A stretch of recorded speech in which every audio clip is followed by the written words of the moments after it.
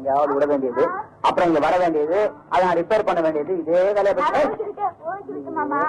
அதான் ஊசி குத்தியாச்சு, மருந்து குத்தாச்சு, எல்லாம் பண்ணியாச்சு. அப்புறம் என்ன? போ போ போ ஊசிதான் குத்தியாச்சு. அப்புறம் என்ன? போ போ போ போயிடு. எடுத்து காலி பண்ணு போ.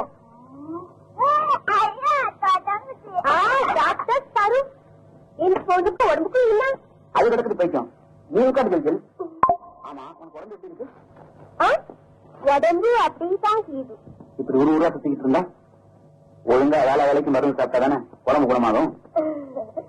டாக்டர் சாரு இப்படி தனியா வைக்கிறேன். ஒரு ஒத்த அழுவே உதக்கவா?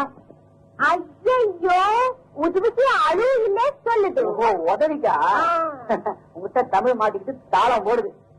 உதவிக்கு நான் யாருமே வச்சுக்கிறது இல்ல. தன்னாலும் கட்டிக்கோ, அது உதவிக்கும். என் மனைவி என்னை விட்டு போன பிறகு மறுபடியும் எனக்கு கல்யாணம் பண்ணிக்கிற ஆசையே என்னை விட்டு போயிடுச்சு. இப்படிதான் எல்லாரும் பொய்ய சொல்லி சொல்லி தினம் ஒரு கண்ணாலும் காட்டிக்கிறாங்க. நீ எல்லா மாதிரியும் யாரும் கண்டா என்னையும் அந்த லிஸ்ட்ல சேர்த்துறாளமா? இது பாரு, உனக்கு உடம்பு குணமாயி போச்சு, எடுத்து காலி பண்ணு போ. ஜாலி பண்ண சொல்லுது, பண்ணுது உன்ன ஜாலி. நாளைக்கு வந்து